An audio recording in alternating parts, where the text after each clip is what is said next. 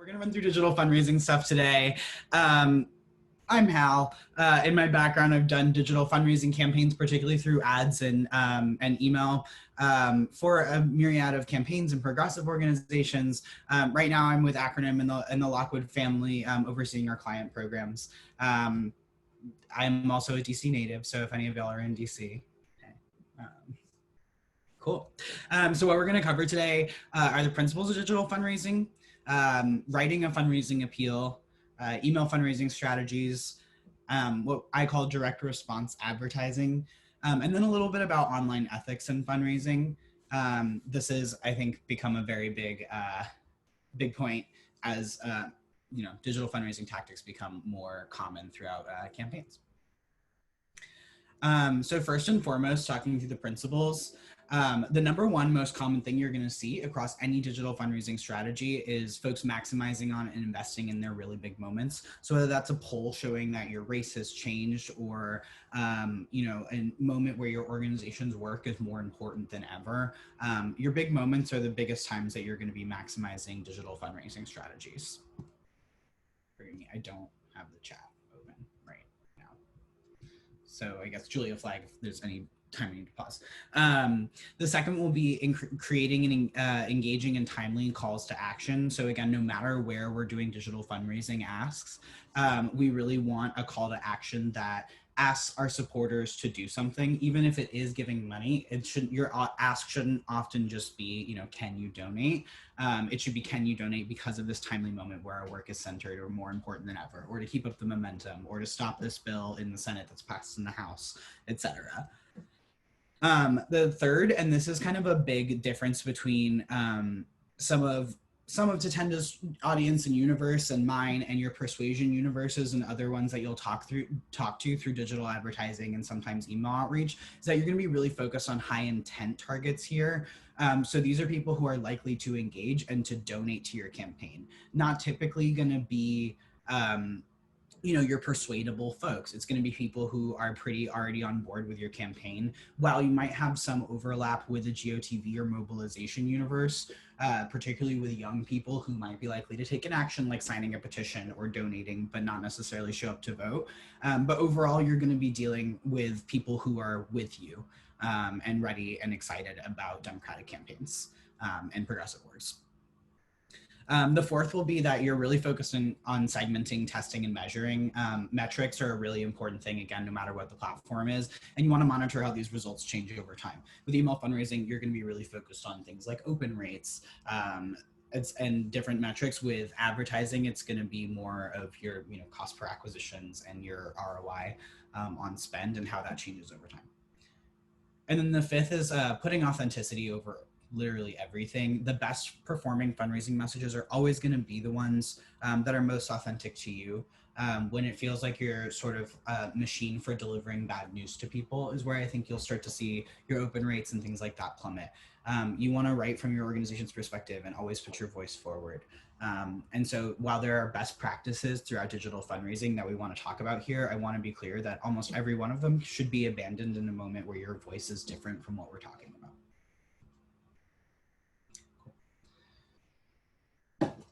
And then a quick one on why does it matter. I added this a little later in that Tara and Eliza had brought up, wanting to focus with you guys on why investing in these kinds of strategies matters.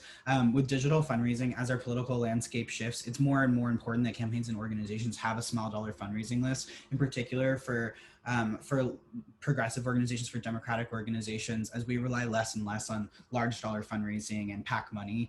This is a way to communicate with voters often, to make campaigns and organizations feel like, supporters are making an impact in their work and like they very much represent the people that they are investing in. And then, investing in the small dollar list can really free up, call time for candidates. It allows candidates and organizations to really build a supporter list that can sustain you in the long term for fundraising goals.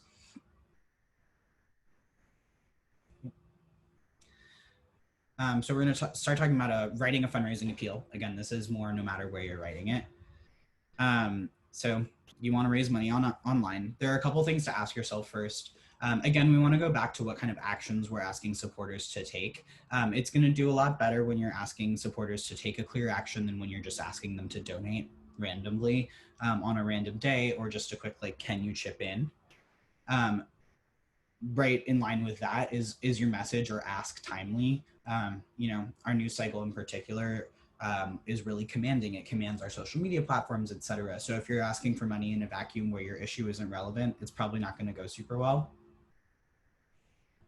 You want to be focused on the goal or key data point, and you want to establish that ahead of time, what your measure of success is. If you're asking for money, you should at least try to set some sort of expectation around how much you're going to raise, or at least like a key data point, say if you're on social media, around engagement and clicks. What supporter info you want to gather. And then again, in line with that, what your landing page experience is like when supporters are clicking through. So this is really important in that if you're asking supporters to take an action online in your landing page, ask for either too much information or the wrong information, you're going to run into a lot of people who click through, want to take action, and can't.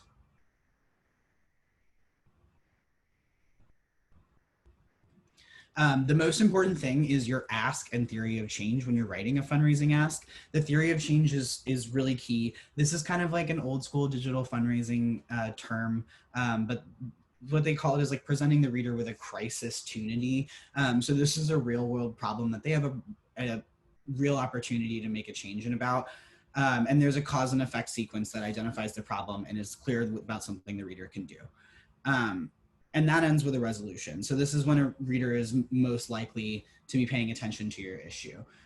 So whether it is like our bill, again, has passed through the House and we need to help push it through the Senate, your ask can be, chip in to help us put pressure on the Senate to push it through.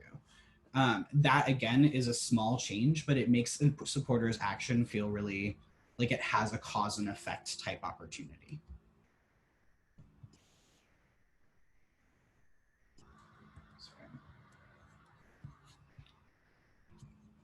So we'll jump into email fundraising as a tactic. I had to include some sort of visual for you guys. There's my favorite. When I'm asking for email approval, I almost always include this. But these are, and forgive me for the text heavy slide, but these are kind of my big picture tips on email fundraising. First and foremost is your sender. You want to switch that up pretty frequently. People are going to form different relationships with different senders, and different voices are going to improve your results. Simultaneously, if you have a voice that absolutely performs the best with your list, you don't want to overuse it. An example of this in my work, has been with candidates like but frankly, really major candidates, whether it be folks like Beto or Stacey Abrams, et cetera. We know when the sender is them that it's going to raise an insane amount of money. When you start to use that sender too much, you're really going to see that change over time. So you want to switch it up. Also, you can sort of tailor your sender to your ask. If you're asking supporters for a volunteer action, it's important to try to use something like the field director or their state field director if you have a campaign large enough. Asking supporters to share a news story, maybe that should come from the comms director, or giving money coming from the finance director.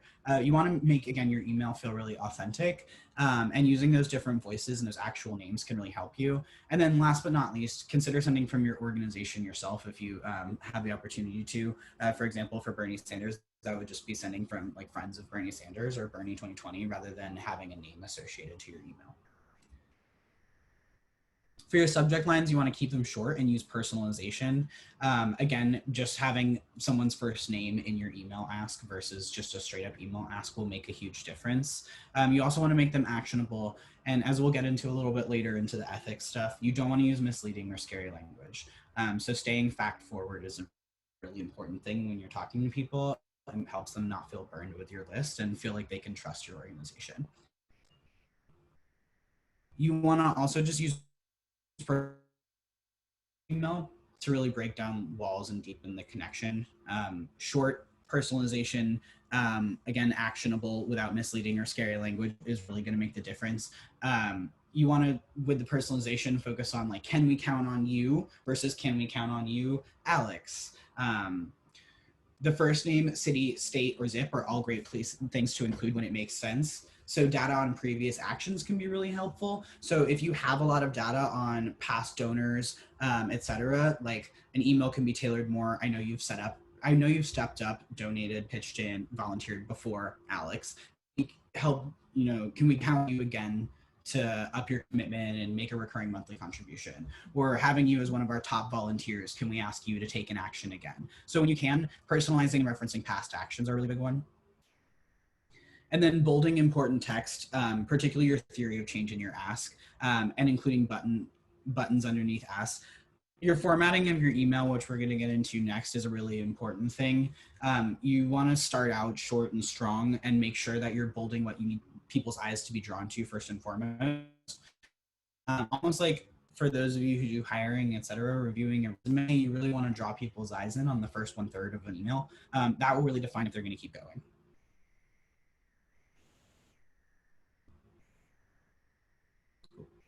And then a few more here. A good email is, again, timely. It ties to real world problems. I wanted to use an example here. I love this fair fight email. We sent this out after the 5th Democratic presidential debate in Georgia. During that presidential debate that took place in Georgia, we had never heard of the issue of the right to vote coming up at a presidential debate. And so basically during that time, Brian Kemp, the governor of Georgia, was looking to purge over 300,000 Georgians from the voting roll at the same week that you're having a presidential debate in Georgia. That's a perfect example of a sort of like crisis opportunity and the public eye being turned to your issues. So we were able to say, you know, in the same week that we heard our Democratic leaders taking a stand to protect the right to vote, over 300,000 Georgians are at risk of being purged. This is why our work is so important. We've set a goal of this. Help us do this fundraising. The next one will be scannable. Again, this is more of an old school trick, and this is one that I do want to make clear you should abandon in moments when your organizational voice is different from. But first and foremost, you want to make sure, again, your top 1/3 of the email is where you give people a really clear, bolded way to look at the issue and understand what the rest of your email is going to be about. If you have a long-winded, long statement you want to include, you want to include that after the first initial ask. And then again, personalized. And this, I want to emphasize as well, not just personalized and including past actions, but also personalized in that, like, if someone that donated $500 last year, it doesn't make sense for them to be asked for $3 right now. You want to make sure that you're segmenting your list in the different sections of it as much as possible. So quickly, we're going to run through the anatomy of an email. In this Beto email, you have a personalized ask, you know who it's coming from, and really quickly they get into what the issue is. You immediately know exactly what the action is and what this email is about. Above the fold should be the short, quick, to the point, crisis, tunity, problem theory of your organizational message. Next, below the fold, the bigger picture of a campaign, its organizational goals can come out below the fold. So again, if you have a really long, you know, a candidate who wants to write a really passionate message about an issue, this is where that belongs. So you've given folks already an opportunity to take action. And if they're really, really invested in your campaign, really invested in this email, they can keep reading and get into this kind of stuff. One of the things that is a great question to ask yourself when you're writing an email or when you are looking over email content, if you have folks that are consultants writing these emails, is to consider what can be moved from above the fold to below. It's a really easy way to shorten things up and make sure that you have quick, easy access to a ask. And then finally, your PS is a great place to reinfold the things we've been talking about. Additionally, you can also like continue to follow up, with the movement story and continue to emphasize your organizational message. So did you see the candidate's email last week about a rally in your city is a great additional way to reinforce like that personalization and reinforce your past program and really feel like the emails that are arriving in people's inboxes are thoughtful. You guys are speaking with each other, that it's just, you know, like Jill, the finance director who sent that email last week, and, you know, Steph, the comms director, totally knows that. I want to know if you saw it, etc. And then I believe this is our last of our email fundraising stuff, frequency and segmenting your list. I want to emphasize here that ads, which we're going to get to later, cost money to run, but emails are free to send outside of your monthly CRM costs. So you should be regularly contacting your supporters. You don't want to go outside of a frequency you want to go within reason, and a great way to make a reasonable amount of fundraising emails feel okay to supporters is to engage them in other ways. So you want to send also petition, engagement, organizing emails, volunteer emails, as well as fundraising to keep supporters engaged. To give you guys some really actionable and easy ways to think about list segmentation, particularly if you don't have a massive one, is to just quickly divide it into 3 tiers.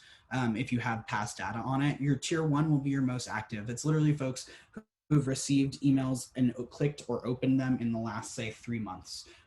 Your tier 2 can be, maybe names that used to open emails but aren't anymore. And tier 3 can be, like folks that have automatically or never engaged with your emails. Most of the time, you're going to send emails to just that tier 1 list. It's going to keep your open rates high. It's going to make sure you don't tank your deliverability or end up in the spam filter of Gmail. When you have a moment that is above and beyond, and you have reached out to that tier 1 and your open rate is above and beyond, et cetera, you can consider reaching out to people further down the tier to re-engagement. You can also consider re-engagement programs with tier 2 and tier 3 parts of your list over time, and make sure that you're slow and steady about those. But again, for the sake of your deliverability, et cetera, you want to make sure that you're segmenting your list and really contacting folks early on. Could you read it for me one more time? And then I do have thoughts. Absolutely. So it says, I appreciate that the crisis-opportunity approach is effective. I've definitely given it in response to emails like that. However, in this moment, literally everything is in crisis. Additionally, as a Black person of color, there's been a crisis for centuries. What expertise can you, the group, share about getting the same engagement without invoking crisis, or as an additional layer to the very real crises of our times? Definitely. I think this is a thing that is forever a struggle, and I don't know that I have a perfect answer or a way to get it right. One of the things that I think is important, sort of a two-pronged answer to this. One, if there is a crisis that it is inappropriate to ask for money in, I think that a good default is to not do it, and or to ask very, very clearly for a different action. I think a past example of this is like if you're working for a gun violence prevention group and there's a mass shooting. It is the epitome of when your organization's work is important. It is not an appropriate moment to fundraise. So in those moments, you might ask people to sign a petition to support, like universal background checks or something like that. That is not comparable to the situation that we're dealing with, where like Black and brown lives are being routinely taken throughout history by law enforcement and a million other factors. I think like fundraising and talking about that will always be complex, and it will and dealing with like why people decide to care about it in moments and don't in others is a particularly complex issue. I think one of the things that we've tried to strike in the past when working with organizations that have a racial justice lens or a focus on racial justice is to still like keep the language of hopefulness, and again, like be very focused on the cause and effect opportunity, where people do have an opportunity to change this, or to be focused on like how communities are to be focused on messengers within their own communities, rather than like, this is so horrible, everything is on fire, donate to make it better. I think, again, I go back to that Fair Fight email, where I think like Fair Fight has always done a really good job with that. They're dealing with the right to vote, and what they don't want to ever do is cross the line into making people feel like, and particularly in Georgia, people are having their vote taken all the time. So like particularly you Black people of color on the other end of this email, should not show up to vote because you have no chance. That is not what they want to do. In fact, the opposite, right? And walking that line is not easy, but you want to make sure that you're talking about the very real issue, but also saying that like it is changeable. We are doing X. We are taking these people to court, so that people like you have the chance to vote. And then also maybe following up with emails, again, that are non-fundraising, where like for Georgians, we reached out later with like a voter tool to see if you were even on the list of voters. And then if you were, there were clear actions and follow-ups that you could take from there. So it's not a perfect answer. I don't know that I have the perfect answer to that question, but those are sort of my thoughts there. Awesome, thanks, Hal. I think maybe we can save some of the questions for the end as well. Cool, following up with direct response ads. First of all, I want to just run over what DR ads are. I've worked in the background of like firm politics, and so I think that can be kind of an obscure thing for folks. Direct response ads, first and foremost, have a primary goal of getting folks to take an action. So where you might do like boosted news ads or persuasion ads. So DR ads are pretty different from persuasion. Your KPI is going to be easy to measure and straightforward. The success of DR campaigns is going to be determined by your immediate results more than anything, and then eventually in the long-term results that you collect over time. So I have some examples here of other direct response campaign ads. You'll see them on YouTube, like these Mark Kelly ads. And then your most common ones will be these Facebook ads that you see. Great, so again, direct response platforms are most likely going to be paid social. I say paid social because this is unfortunately ever changing as we deal with giant tech conglomerates and how they police or don't police political ads. So Twitter was a part of this list for a very long time, and for the most of us, it is not now. So paid social, people who are likely to engage because they look like an existing universe or are interested in X, that's generally how you're going to be targeting those folks. People are searching X, people or pages that are being YouTube or display, kind of contextual, so people have gone to this website or they've watched a video on so-and-so's channel. You as campaigns, folks who work in campaigns will definitely do CPA buys. So you buy lists of names from folks like Daily Kos or Democrats.com. Those I do one-off, you'll generally spend a base amount per name and buy those and or slash to them and get the openers. They don't generally give a ton of money in the initial interaction with your organization, but they can over time. And then non-traditional social, I add this because this is definitely changing over time. Facebook have been the 800-pound gorillas sort of digital ad tools for good reason. The targeting of those platforms is pretty unparalleled. But as digital media landscapes change, so do the platforms consumers engage with. So TikTok, YouTube, things like that. Great. And then, sorry, I don't know if we've heard the non-traditional social section, but Facebook and Google have long been sort of our 800-pound gorillas of digital ad tools for good reason. But the digital media landscape is changing. So are the core audiences. Younger audiences are engaging with, TikTok, YouTube, etc. Reddit has been a huge platform for candidates like Bernie Sanders, who have built, some of the biggest digital fundraising lists we've ever seen. TikTok right now is not allowing political advertising. YouTube does within some reason. It's owned by Google, so there are restrictions that Google and search have based on that, based on their changing political ad regulations. But yes, Reddit does have some ability to run political advertising. Reddit's political advertising is somewhat limited in that it doesn't collect huge amounts of user data. So platforms like Facebook and Google are the powerhouses they are, in part because we give them our data, whether we have a Gmail or a Facebook that's associated to our phone number and our email, et cetera. They're able to match our lists to existing users, where Reddit, et cetera, is not as easily. We can move to the next slide.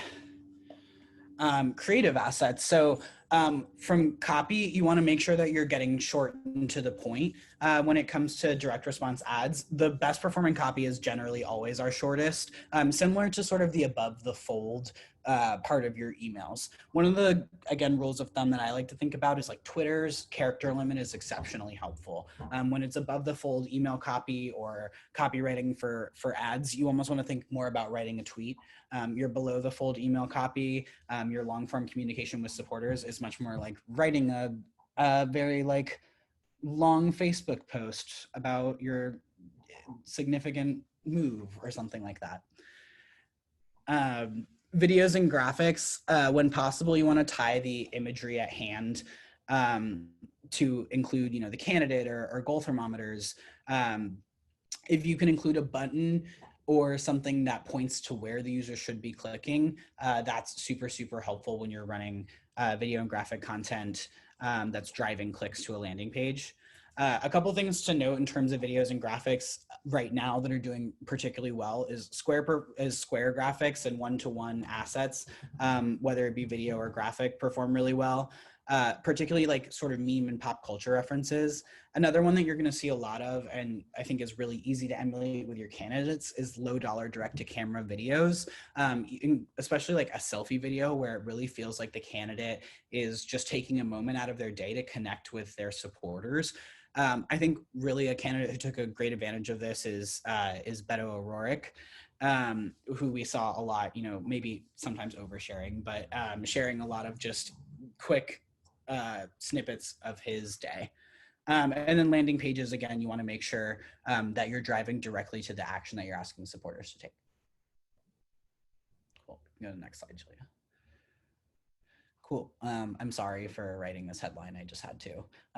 But data is going to be a very forward part of your ad campaigns. When running DR campaigns, it's important to regularly be checking results. These metrics are going to tell us how and where to spend our money.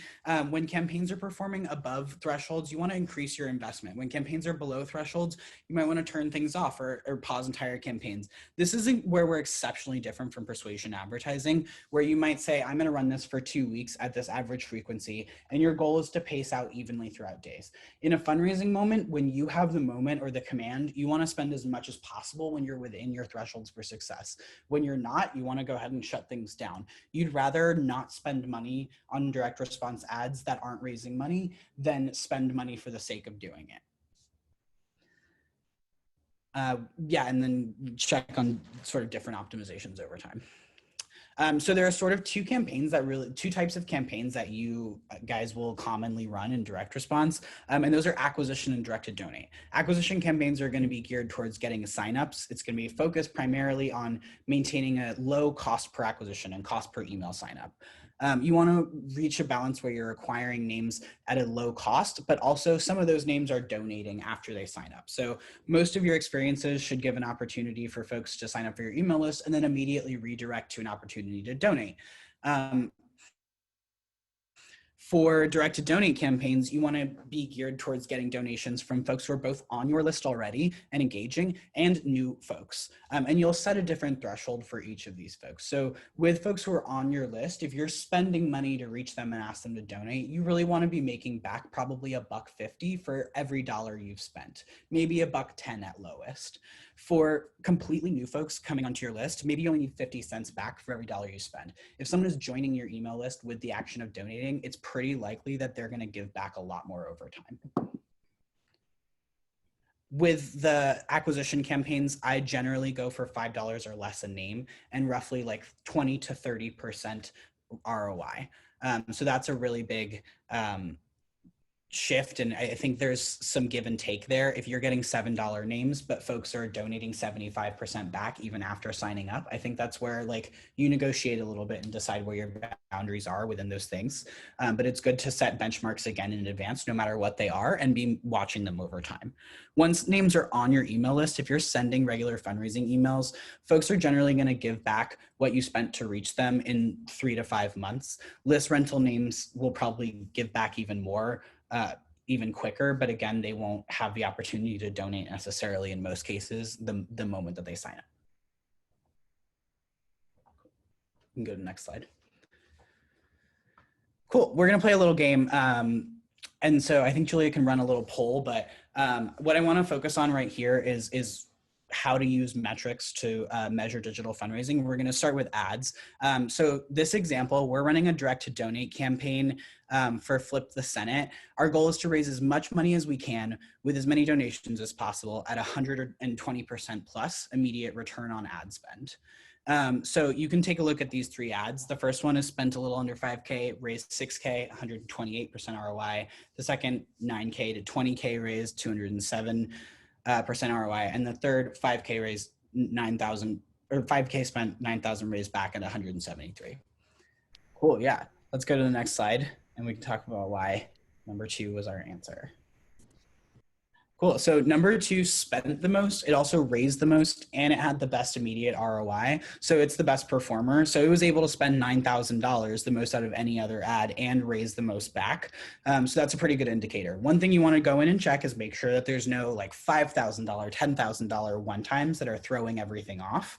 In most cases, that wouldn't be a legal situation. But again, just looking for large dollar donors that throw off your numbers. But that one's the best performer this time. So let's go on to the next one and see. Got a few more to go here. Cool. We're running an acquisition campaign for Elizabeth Warren. So our goal is to bring in as many new names as possible. This time we want our names, and so that's the CPA number, cost per acquisition, to be less than $3. And ideally, we're giving back 30%. We're getting back 30% on every dollar that we've spent from these folks when they're given a chance to donate after signing up. So again, you click on this ad, it brings you to a sign up page, you sign up, and then you get brought to a donate page. So taking a look at these three ads, let's go ahead and vote on which was the best performing. Cool, yeah, number 3 is correct. Let's go to the next slide. So number 3 is our clear winner. The reason is it has the lowest cost per acquisition at $1.35 a name, and then it also has the highest return on ad spend at 39%. So on average, we had over 2,000 names coming in on an average of $1.35 per dollars, or per name. We got 54 donors from this ad, and they raised back $1,290. So the most donors as well, and a great ROI. Cool. Let's go on to the next. All right, this time we're running an acquisition campaign for Voto Latino. Our goal is to bring in as many new names as possible at under $3 a piece with a 30% immediate ROI.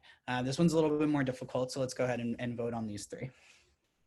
Awesome, cool. Number 1 is correct. Let's go to the next slide. This one was a little bit closer than others.